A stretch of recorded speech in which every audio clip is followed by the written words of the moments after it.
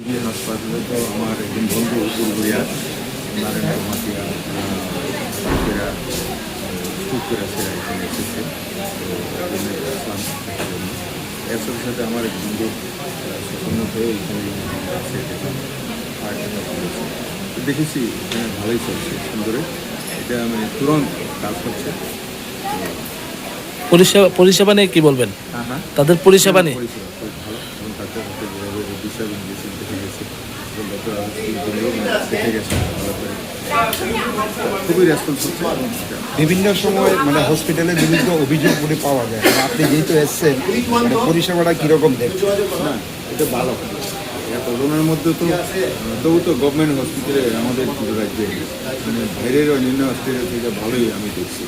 আমি তো বারবারই এখানে আসি, পরশু দিনে এসে গেছি, ভালো।